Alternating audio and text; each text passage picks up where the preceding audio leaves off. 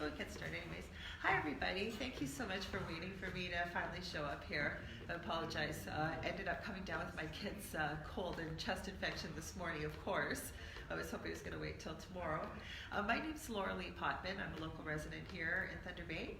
I'm also a psychic medium, a crystal Reiki energy healer, spiritual teacher and mentor. I'm also a medical intuitive and radio host and a nurse and a mom. The reason why I'm here today is to discuss our paranormal experiences that we've had in the house I still presently live in. It's been going on, it's been quite extreme for probably close to 11, going on 11 years now. I think it's still working. Oh yeah, just keep talking. Yeah, don't worry. I'll say hi to everybody in Facebook land. I can't answer questions. Sorry, obviously not close enough. I'll go through them after. We were featured on this 4th season of Paranormal Survivor, episode 9, called Demonic Hauntings. And I always find that the best place to begin is probably start at the beginning. So, first of all, I know some people have seen the episode, but if you haven't, I'll go through the real story and then sort of go through with what happened with the episode. So the house that I'm living in is over in the North Ward. I do know the history of the land. I know the history of the house. It was built in 1958. The house has been in my ex-husband's family's since about 1966. Apparently there was 3 really quick successive owners, and obviously haven't been able to contact them. They're quite elderly or deceased to find out why they moved out so quickly. But my ex-husband moved, his parents bought the house when he was 15 months old, and we're, like I said, 1966, he grew up in it. He says that there was never any issues with it. Excuse me. His parents owned the house, lived in it, right up until the time that they sold it to us, which would have been probably about 1996. What I found when I moved into the house, I just never really felt comfortable, and it wasn't because of my in-laws. They're fantastic people. It just never really felt like my own home. And whenever I'd go into the basement, there was a corner there I just hated. It's our laundry room, workshop, kind of like just storage area, and I can never understand why at the time I wasn't aware of my gifts. I'm going to go back a little bit though in history. I've lived in Thunder Bay my whole life. On my dad's side, he's one of 17 children. As I know it from the way my dad used to tell the story, his mother had some psychic abilities. I believe a few of his sisters did. Of course, that wasn't something you would have spoke about growing up in the 40s and 50s and so on. And I have quite a few cousins, but as far as I know, I'm the only one out of the spiritual closet, if you will. And my 2 boys actually have gifts as well. And as far as I know, they're the only males. When I was about 4 years old, I'm 53, we lived in an old home on Archibald Street. And I remember, so this is probably going to be back in about 69, my mother and father doing renovations, and my mother, I think, steamed off 37 layers of wallpaper to get to the plaster. So that's how old this house is. It's still standing too. You start looking at me like it's a lot of wallpaper. Yeah, it was. Now, of course, my dad he was a little bit probably more open to things like this growing up with it. Not that it was talked about all the time. There's just a few experiences in the family when he was growing up that his mom was able to sort of foretell before it happened. But when we were living on Archibald Street, I remember, and back then little girls' rooms were in those purple with flowers, and there was a wood floor. My bed was in the middle of the room, and the window faced the backyard, had one of those gauzy curtains. What happened was there was a thunderstorm one night. I woke up, I was always terrified, and I remember the wind was howling, and there was this tapping on the window. And I remember just underneath my covers, peeking over the covers and thinking, oh, that tree keeps hitting the window. And again, this is a 4-year-old many years ago, but I still remember it. It literally looked like it turned into a claw. So what happened was, I remember laying there, hiding under the covers. I couldn't have went to my parents' room. Back then, that was not something you did, wake up your parents in the middle of the night because you were scared of a thunderstorm. Something pinched me, grabbed me. Don't know why, don't know how, I just have that memory. Then we did move over to the Northwood area, and I was about 8 years old. There's a reason why I'm telling these stories. Excuse me. Once summer, had a cough just like this, seemed to last the whole summer. Every night at 3 o'clock in the morning, without fail, I would wake up blue, unable to breathe. They didn't know why this was happening. There was no 911 back then. My dad would be scooping me up in the car, taking me to emergency. A couple times I lost consciousness. As soon as my dad drove me away, we thought it was the cooler night air of the summer, I'd start breathing. So I've had some odd experiences. I became a nurse. Went to university here. I always say I've been so blessed to be there hundreds of times at the beginning of life. I worked in the NICU as well as a little bit labor and delivery. I went to traumatic deliveries as well as maternal newborn. But then I worked out in the community as a Victorian Order nurse or community visiting nurse. And I worked quite a bit in palliative care. So I say also, I've also been so deeply blessed and honored to be there at the end of people's lives, but I went into people's homes to be there to help assist as their loved one passed away. Now, I also had a very rough part of town here. I had the East End, Simpson Street, for anybody that lives in this area. You do, so you know what it's like. It's cleaning up a little bit, getting younger people. Don't get me wrong, it had beautiful people there. I remember and this was the first area I went into when I started community nursing. I almost didn't take the job. I'd never been to that area of town, but I'm telling you right now, I am so beyond grateful for those experiences. They've been one of my biggest life teachers with the people I have met, all kinds of things like that. But getting to my story now, we're gonna fast forward. Living in this house where we did the south side, and it's going on 22 years. With my ex-husband, we never really experienced any crazy paranormal experience, but my oldest son started to mimic a lot of the things that I just shared with you as a small child. When, as parents, we always check on our children at nighttime, and my son slept in a bed, sort of a bunk bed up on pillars. One summer when he was about 4 years old, sometimes it would happen up to 5-6 times a night. You'd go in there, he'd be laying on his back in a pool of vomit. Did not know that he had vomited. I was terrified he was going to choke. You'd have to take him off the bed, strip the bed, get him in the tub. Could never figure out what was going on with him. But ever since my child could speak, my child kept saying, "Mommy, something in my closet, something in my closet." It got to the point that my son could no longer sleep in that room. And we didn't make a big issue about it. I'm pretty laid back as a parent. I'm not a helicopter mom. But I also respected the fact that my son was terrified. So he slept on a futon mattress next to our bed.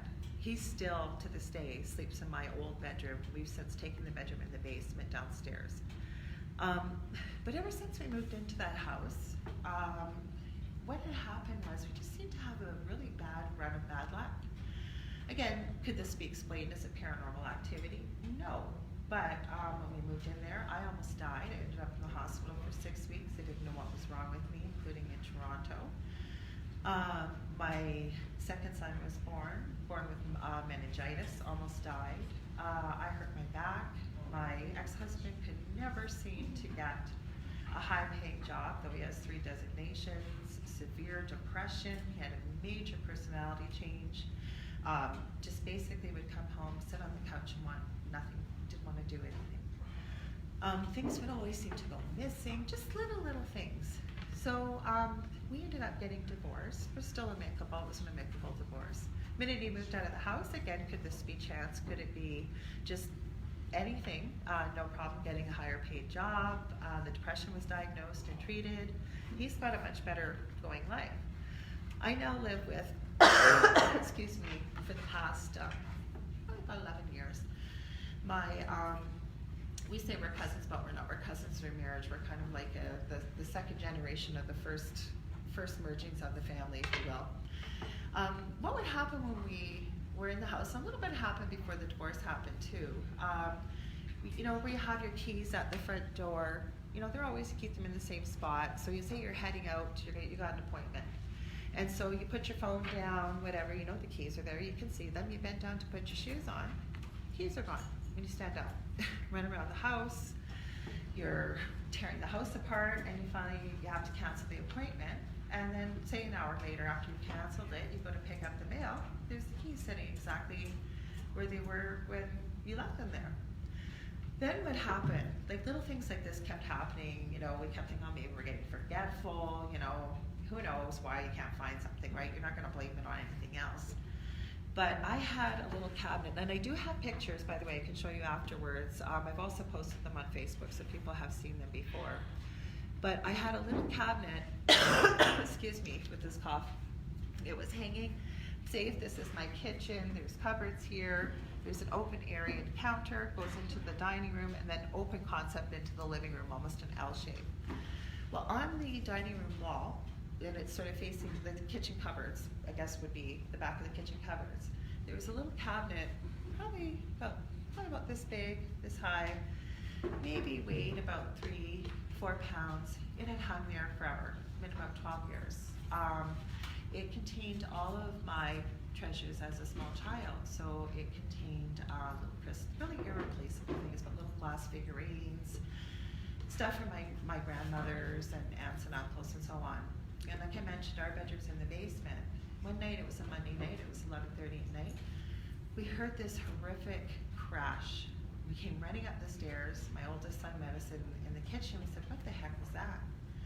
As we're looking around, we find this little cabinet now laying from where it had hung on the wall in the living room. So it was about 12, 14 feet. And the glass was smashed in the front. All of my little treasures were all broken into little pieces. But the strange part was, on the back of the cabinet, the hooks were all securely fastened. They still are to this day. And on the wall in the dining room, the hooks are still on the wall.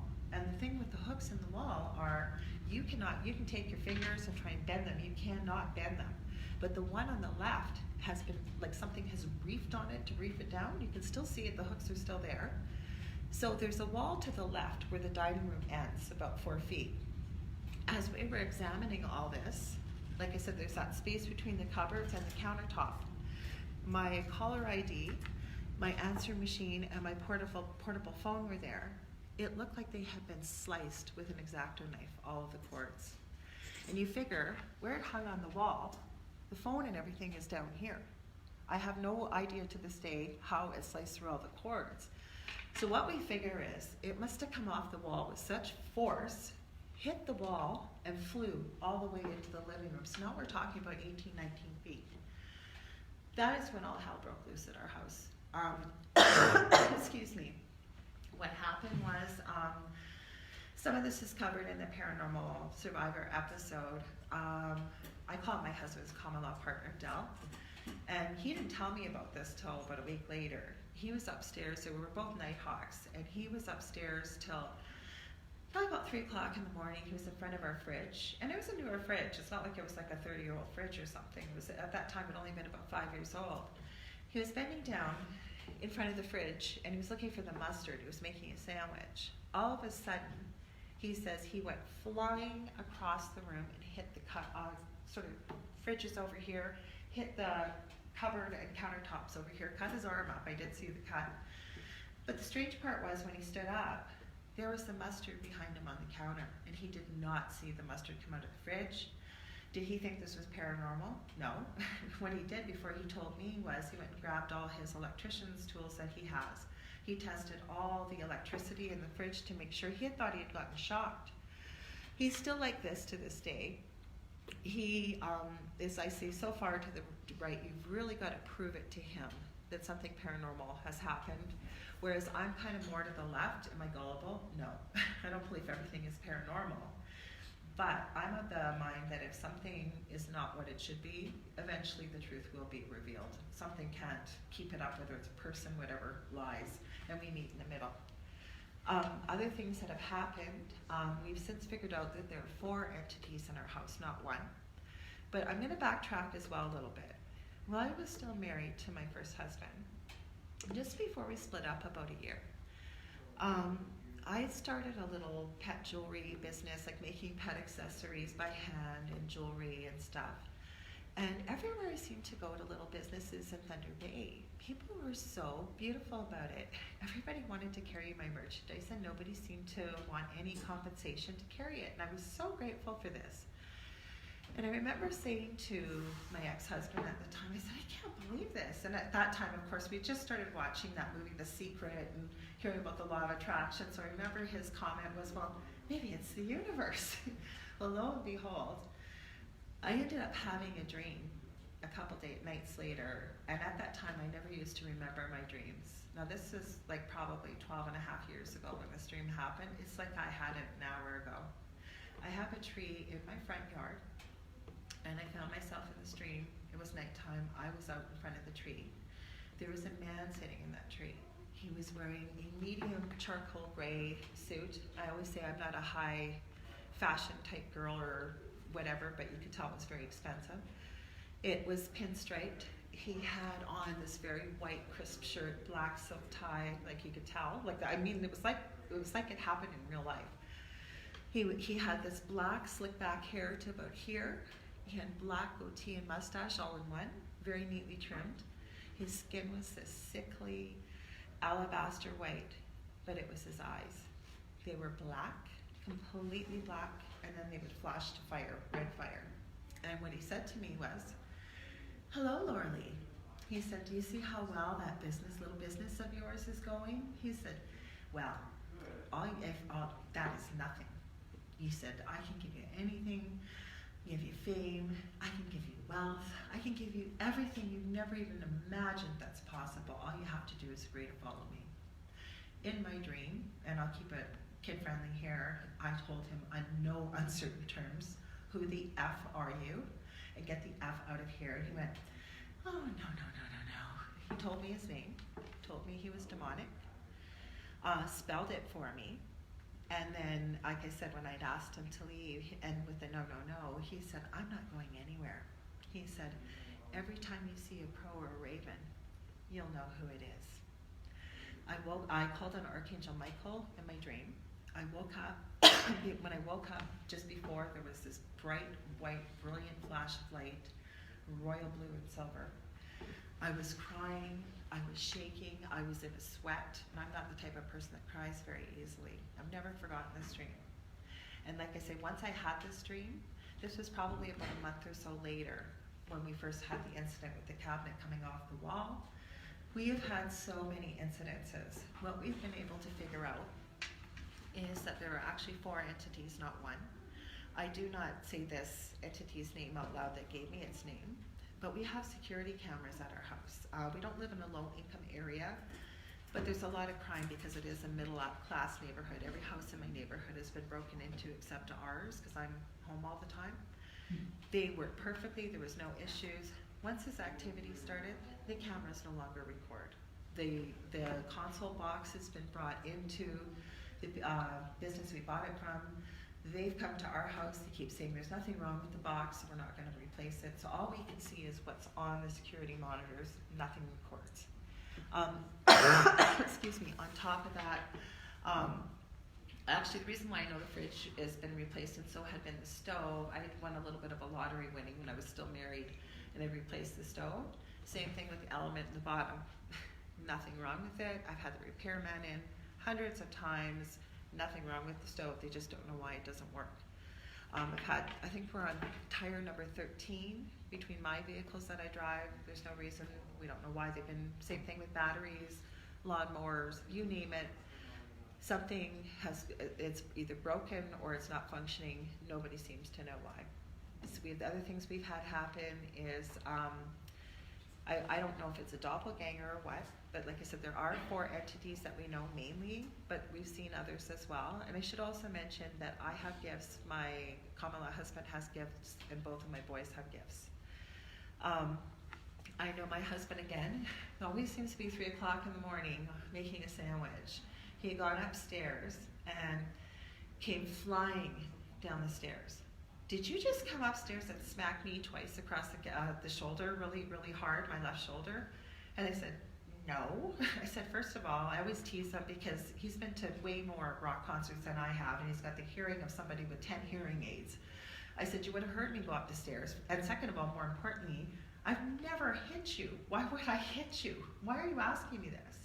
He said, while he was making a sandwich, his back was turned, and while he was making it, something smacked him like this is his motions he showed me, twice across the left shoulder as he spun around. He said it was the exact replica of me, what I was wearing, walking away, so for the same length of hair, clothing, everything. And so I was questioning, well, what happened? He said all I've seen was it looked identical to me, and just went to turn the corner, dissipated. So I have taken pictures. Other things that have happened that are crazy.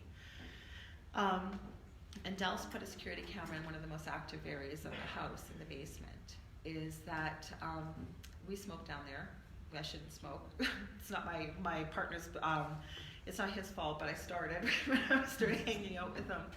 And I was sitting down there one day and I was feeling a little sorry for myself. I'm usually really positive, but we've been hit by things financially, health-wise, like you name it, whatever could make us feel very low vibrationally, energetically wise, had happened to us.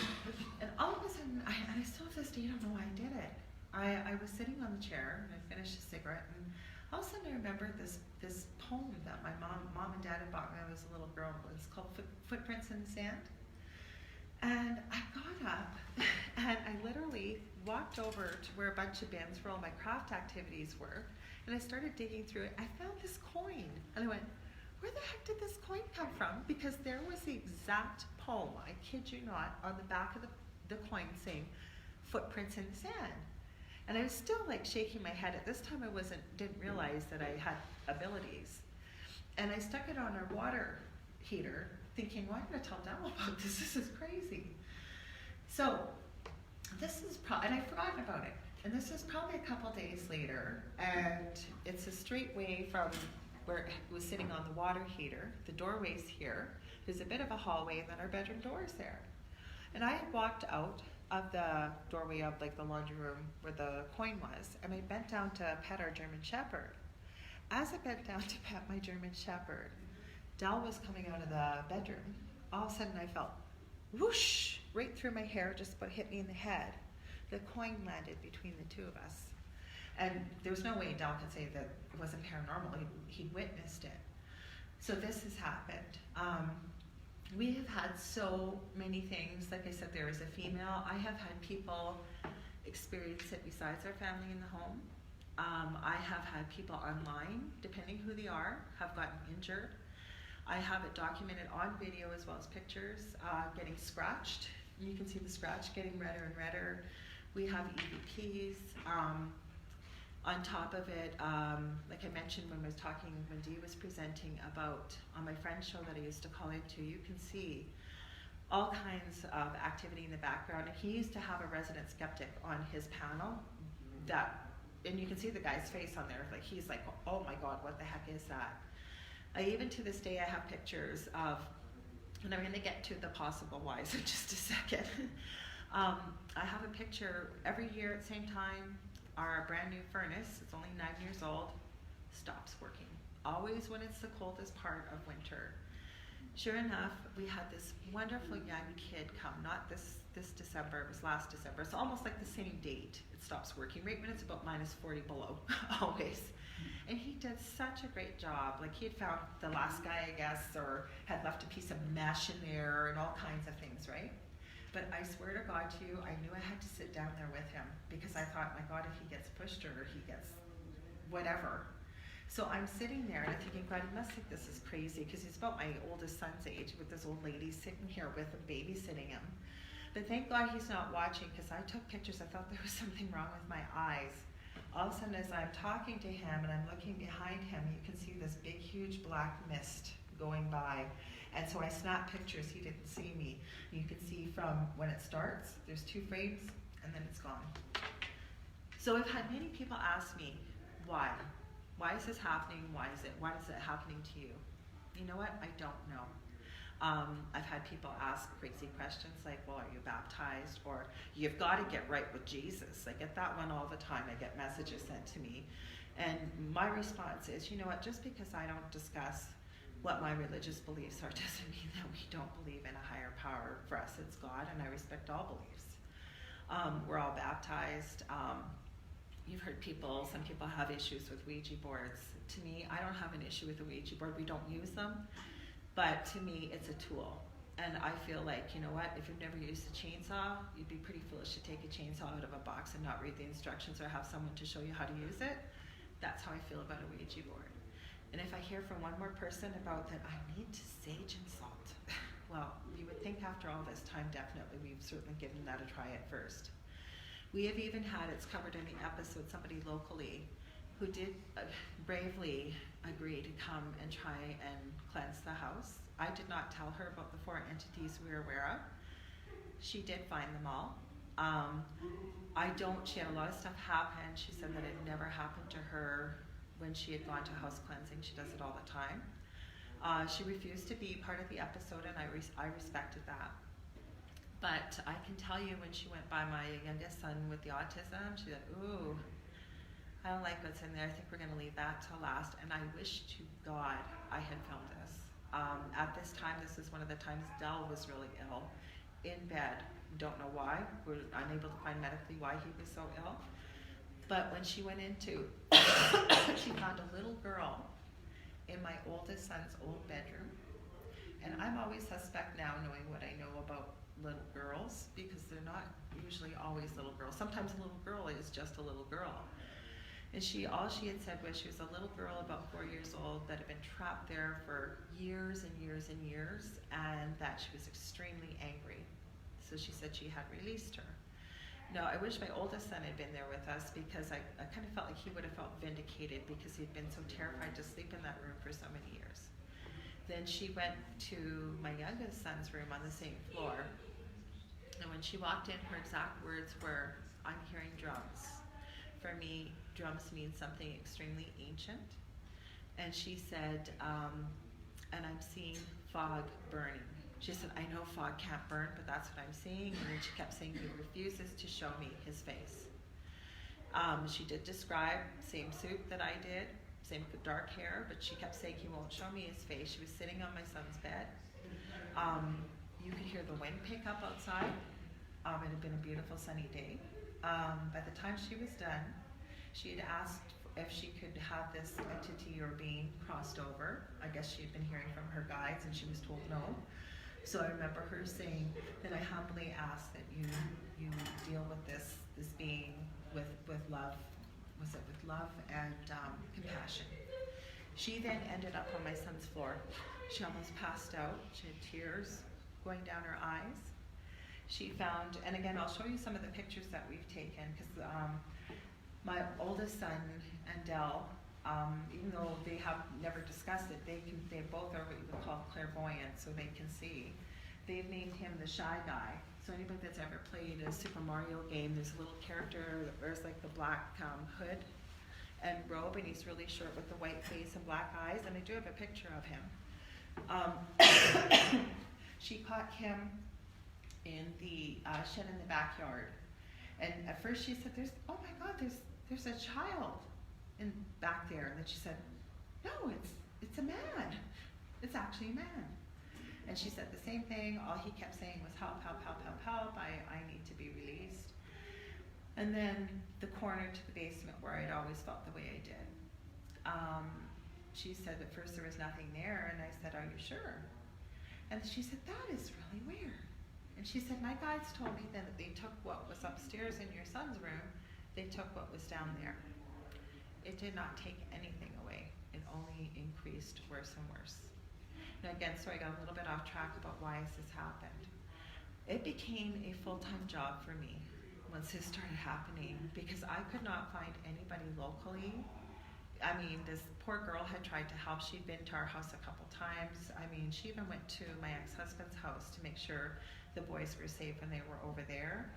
He's never really believed in this, but he was respectful. I mean, he knew I wasn't going to lie to him about what was going on. And she never found anything at my ex-husband's house. But other than that, and I've been told so many things. I mean, I've had people try and tell me this is a familial curse. I've had people tell me it's aliens. And these are people that are known psychic mediums or whatever. I've talked to demonologists. For me, what I really believe it is, and again, I talked to you ladies about this before I started. And again, this is just my perception and my belief. But I believe that the spirit world can see us from the other side as energy, as little pinpricks of light. I think that anybody that has gifts or are aware of them, especially we've got 4 people in our house, and this is something that was taught to me by many professionals, almost looks like a bonfire. So it's not just going to be the good that can see you, it's going to be the not so good. So did something follow me home? When I was working out in the community, I've had it explained to me, again, can I prove it? No, but I've had all wonderful, beautiful families that were involved when I was there with palliative care and then passing over. Did somebody have an attachment that when the human host passed away, followed me? I don't know. I don't think I'm ever going to know why it's there. I don't know. It's still there. Have we done some of the things people had told us to do? I mean, I've talked to people over in the UK, Australia, South America, US. Like I said, literally, I was working on this for years, for 8 to 12 years. 8 to 12 hours a day. The only thing that has really helped was it started to make sense to me about learning about some of the laws within this universe or this earth that we live on. And like attracts like energy.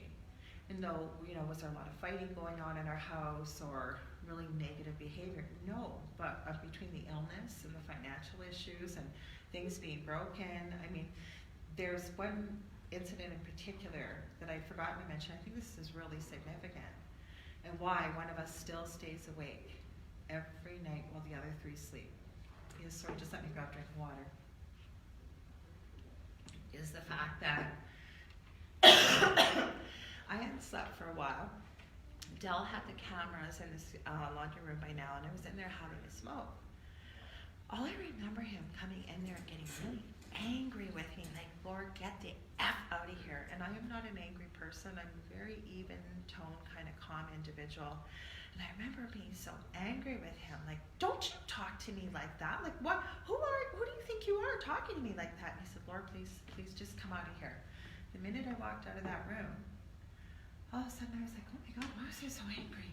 And I said, why were you talking to me like that? He said, Lord, that was the 3rd time I tried to get you out of there. He said, you were sitting there, and he said, all of a sudden your arms looked like they were moving up and down like a marionette. He said, then you stood up, and you were talking to something, and you were laughing. And then you were sitting there, and I kept trying to get you to leave, and you wouldn't leave. I don't think I was possessed. What had happened, though, was I hadn't slept for 5 days. I'd been awake. I was exhausted. So do I think my defenses were weaker? Yes. But the worst part was we went and laid down in bed. And then Dell had his back to me. And this is probably about 35, 40 minutes after this happened. All of a sudden, he started to shake. And it was like he was seizuring. He was like, I could feel him. And I was shaking him, going, Dell, wake up. And it was his voice, but it wasn't. He just said, I'm okay. I'm all right. I was terrified. You guys see, I use a cane. I don't know how I hopped out of that bed. I picked him up and I was shaking him because he was choking. All this black stuff was coming out of him. I've never seen anything like it, and I've seen some pretty interesting things in the medical field. It literally looked like that ultrasound gel that they use, but it was black. And I didn't know I thought he was gonna die. I really did. I didn't have my phone near me. I mean, we're in the basement. All of a sudden, he says that he woke up. He said he felt like he was vomiting. He said he felt like something was squeezing his ribs, breaking his ribs. And after that, one of us stays awake. And I still do believe that when you've got activity like this in your home, it's does this happen very often? No, I don't think I've ever heard a story like this. But I think that you can be most vulnerable while you're sleeping. Like I said, I don't know why this has happened, but the only thing that has made it better is stepping up into what I believe is my life path, being a light worker or somebody to teach about love, light, unity. We are all part of one another.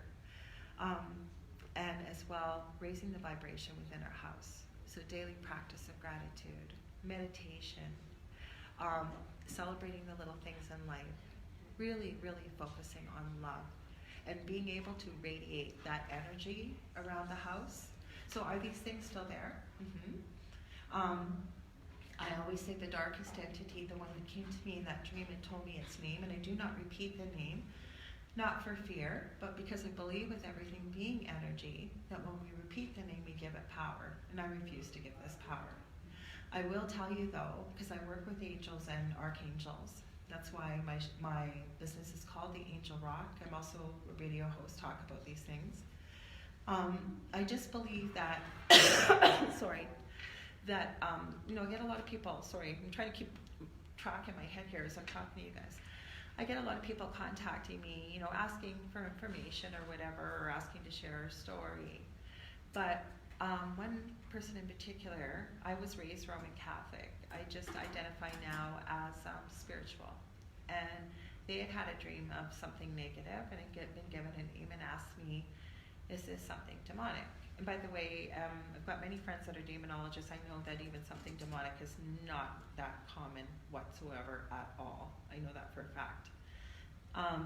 Anyways, when I looked up the name for my friend, there was a name I had been given 10 years before, prior in the dream. Exact spelling, animal form, was a crow. There's also in the episode for Paranormal Survivor, they talk about a burn that I got, and it did happen. What had happened, I was taking food out of the oven, and I had mentioned to you guys that my element to the bottom doesn't work, so I have to cook with the broiler on. As I pulled my youngest son only eats chicken nuggets and fries with the autism, so I was pulling out the chicken nuggets and fries, and the oven door, it's actually this arm, it swung open and closed on my arm and burnt it. I thought, how did that happen? I thought it was one of my dogs around, nobody was there. But the really weird thing about the burn, and I have pictures of it as well, is normally when you get a burn, it blisters immediately. This didn't burn. It hurt so badly. Like it was just shiny, and then about 12 hours later, it went completely black. Like, when you see a brand on a cow, that's what it reminded me of. And it was actually a couple of my friends, the one that I had looked up the name for, I had shared with her, like, here's the name I was given in my dream. And they all have symbols for what these are, these demonic entities. My burn looked like the outline of what this thing's symbol was. So, like I said, I don't know why it's there. Does anybody have any questions? I feel like I've been babbling nonstop here. So that's basically our story. They left a lot out with Paranormal Survivor, and somebody was saying to me too, with you as well, right, Dee? Yeah, they've only got so much time. So they really changed our story a lot, though, and I know that we can be hypercritical when we see ourselves on film, but let's just say the actress that portrayed myself was very overzealous. There's one scene of her sitting there with a cigarette hanging out of her mouth like she's on drugs, and then when I mentioned about the marionette, and of course they cut to you when they're interviewing you as well, she decided to dance around like she was doing a ballerina dance, so it's quite funny if you ever see the episode. The part I was upset about though was when they cut to us talking about how angry I was that I had shared. They had the actress portraying me beating the crap out of the actor that was portraying Dell. That upset me because I'm not a violent person. But again, I realized that they're trying to make a TV show and whatever, so. So I don't know if anybody has any questions or. I've got a question. Yes. Where I'm from, there have been reports, and you mentioned it, figure of a little girl dressed in white, that kind of thing, sort of in the neighborhood, Yeah. haunting the area. Yeah. A couple of places, residences, that kind of stuff. You said you would sort of touch on that again? Oh, about little girls, you mean? Yeah. Okay, well the one thing, You actually, don't sorry, go ahead. You don't hear about a little boy haunting. No, it's always little girls. Yeah. Well, what I was going to mention was, I got off track there. I was going to make notes, but you know what? It's just easier to keep talking. Plus, I'm telling you the truth. You're going to hear the same story, whether I change it or, whether the way I tell it, it's still the same story. Quickly, I was going to say, though, that little girl that she found, it's actually a female shapeshifter. We've figured. Like the doppelganger, I think, is her. She can mimic voices and what have you. And I did forget to mention there's, like I said, 4 entities. So the shy guy, we have the infamous shadow man or hat man, and then there's a female shapeshifter, and then this horrible dark entity with the little girls. And I can only speak from people that I know. I have a friend that she's got a paranormal team out in Colorado. She's actually sanctioned as a demonologist for the Catholic Church to go in to see whether they need to get involved or not. She's got a team out on the East Coast. We've talked a little bit about it, as well as a couple other friends, and from what I understand, I don't know why. Like I said, I'm not an expert in the paranormal. I never went looking for it, it found me, but you are right. Always seems to be an innocent little girl, very sweet, very cute, usually looking for her mother, crying, heartbroken. But think about it, and again, I've got boys, so my heart would break just as much if it was a little boy, but maybe these more negative entities believe that they'd pull on the heartstrings a lot more if it was a little female. I don't know. What's your thoughts, Dee? I think you're right. Mm-hmm. Yeah. So, and the same as the shadow guy. Everybody sees the shadow guy the same way. And actually, another one of my friends, her name is Heidi Hollis. She's one of the first people that actually coined the phrase the Hat Man or the shadow guy. And she's even written some books for children, because a lot of kids get scared by this or see this as well. And he always looks the same. Tall, slim, either got a fedora or cowboy hat on and just a shadow, and it's usually a rain slicker, long overcoat. Mm-hmm. Yeah. I've had some things happen to animals. I didn't even bring it up because, again, it could have just been real life, but I know I had a cat, and it was my youngest son that's autistic, his best friend in the whole world. They never spent time apart. If he'd go to his dad's, this cat would be on his bed. She'd been to the vet many times. She'd been spayed. She was in excellent health. She was only 3 years old. And she came downstairs and was banging her head on our bedroom door at 4 a.m. And so Del got up to feed her, because he figured she's just going to keep doing it. And she was jumping all over the place, having a great old time. All of a sudden, I heard, maybe it was about 20 minutes later, because I was sort of awake but not awake. I mean, it's the middle of the night. I heard Del say, "Mocha, what are you doing back down here? I just fed you." And I heard this cat screaming. And I got up. I went, "Oh my God, something is wrong." And I went, and she was just screaming. And so I picked her up. I'm like, "What happened, baby?" And Del's going, "I don't know, maybe she fell or something." And I'm checking her all over. No, there's no lumps or bumps on her. By this time, the boys were up, and my youngest, Justin, said, "Mommy, she can't walk." So I put her down, and she couldn't walk. When I picked her up, I felt her feet were cold. So I have a lot of different bed apps and stuff.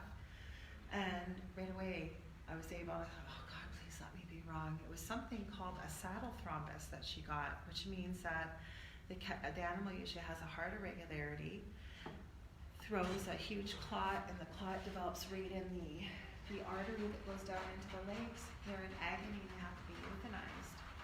Again, can I say that this was caused by the negative entity? No, but I mean, the cat had just been at the vet. They'd done a thorough checkup. There was no heart irregularity. And then 3 months almost to the day on Labor Day, I had an old little West Highland White Terrier. He was white. Usually at the back door, we've got a French door there, which was shut. And the boys, I think, were at their dad's at this time, and I don't know where Del was. He might have been in our cottage or something. Anyways, I was home alone, and I'm laying in the bed in our bedroom.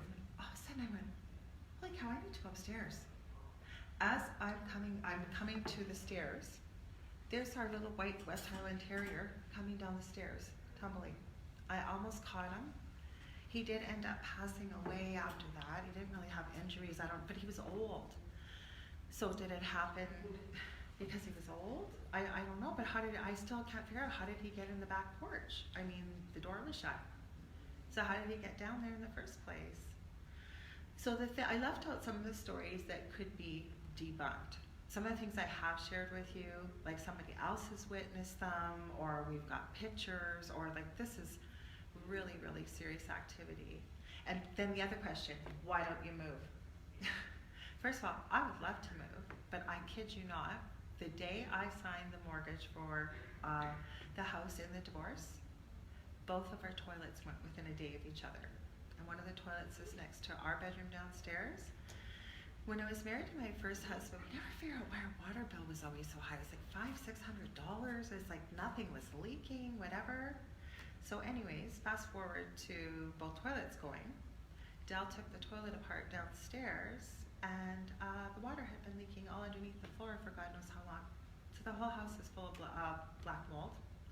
It needs a level 5 abatement. So I mean, how am I going to sell it to somebody? Talk to the insurance company off the record, and she had said, you know, you need to get that checked. Well, of course we do, but if the insurance adjuster comes and decides it's our fault, they'll take all the mold out. We're left with the shell of the house. I've got to pay for it ourselves to rebuild it.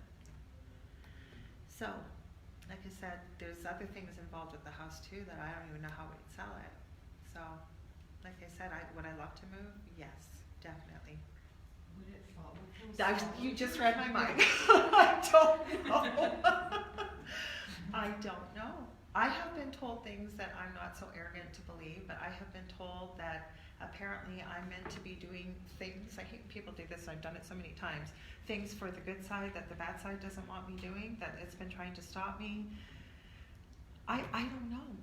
Again, I don't believe that. I'm not so arrogant to believe that, but I really don't know why this has happened or why it's there. Again, we've gone back to the history of the land. I have a really good friend, Derek White Sky Cloud, who's out in BC. He's also paranormal investigator, medium psychic, and he does remote viewing.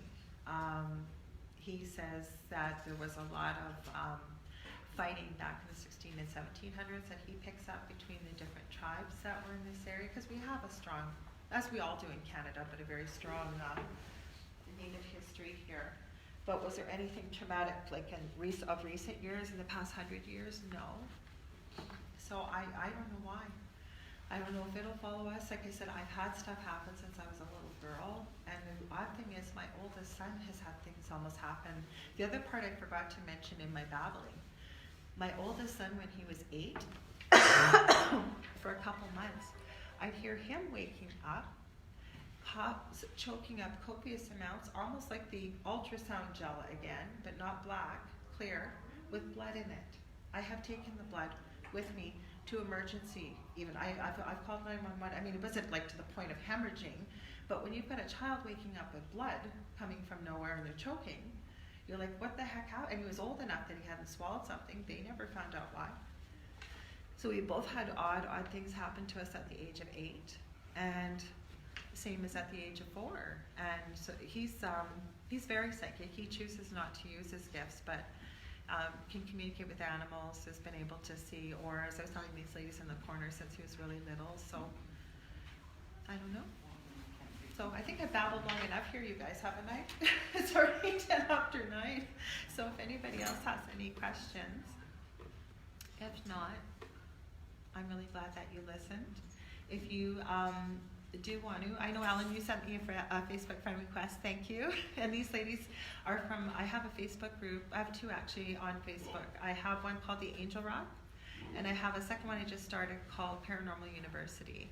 They're both very positive, sort of educational, to promote the truth out there, education, like things that Dee's talked about. I'm going to be hitting Dee up because I also have a radio show.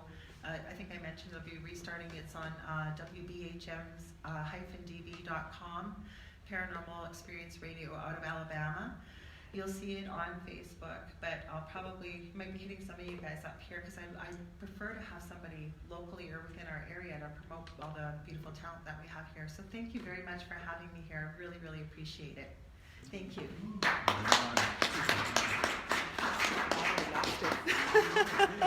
It did. Thanks, Steve.